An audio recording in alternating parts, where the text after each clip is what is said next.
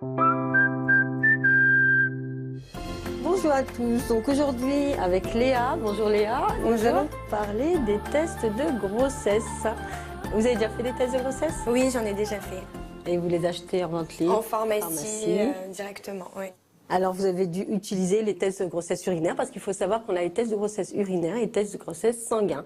Alors la majorité des femmes font le test de grossesse urinaire parce que c'est ce qu'il y a de plus simple et on n'a pas besoin d'ordonnance, contrairement au test sanguin qui est prescrit par le médecin ou la sage-femme pour diagnostiquer une grossesse ou voir l'évolution d'une grossesse le premier trimestre.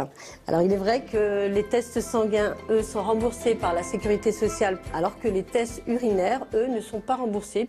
Est-ce que vous le faisiez juste après un rapport ou si je rentre pas trop dans les détails? J'attendais un petit peu, il m'est arrivé d'en faire un parce que j'avais des retards de cycle. Il vaut mieux attendre le retard de règles, sinon si vous voulez le faire à la suite d'un rapport, il vaut mieux attendre 8 jours. Pourquoi? Parce qu'il faut savoir que dans les tests de grossesse qu'on dépiste, c'est l'ACG. Vous avez déjà entendu parler de l'ACG, bêta-ACG? Jamais. C'est la fameuse hormone de grossesse qui sécrète des cellules de grossesse et ces fameuses cellules nous permettent de dire s'il y a un embryon ou pas. Et au niveau des prix, quand on arrive dans une pharmacie, on doit se fier plus ou moins au prix ou... À 99%, ils sont tous fiables. Alors, à savoir qu'on en a, par exemple, on a le test digital. L'avantage qu'a ce test-là, c'est qu'il vous donne un âge approximatif de la grossesse. Mais ils le font pas tous.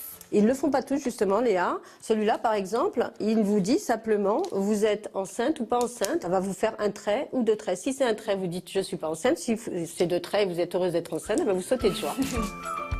Eh ben, on va faire la pratique. Donc, pour cela, les urines fraîches du matin. Hop. Alors, bien sûr, à la maison, vous faites pipi directement dessus. Hein. Je mets là. Oh. On va attendre.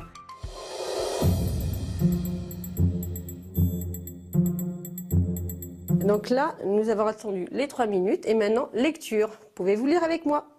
Donc nous avons 2 barres. Ça veut dire signifie grossesse. grossesse. On peut dire que c'est pas vos urines quand même. Non, ce ne sont pas mes Que urines. nous avons triché, que c'est les urines d'une femme enceinte. Et là, s'il n'y avait eu qu'une barre, eh ben on aurait dit, ah ben c'est les urines de Léa parce qu'elle n'est pas enceinte. Négatif.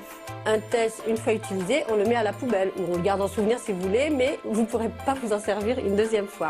Par contre, si vous en avez en stock et qui ne sont pas ouverts et qui sont bien protégés à l'abri de la lumière, en dehors de l'humidité, vous pouvez les utiliser. C'est une date de péremption de 12 à 24 mois.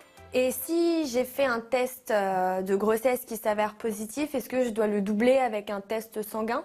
On fera plus une échographie de datation qu'un test sanguin.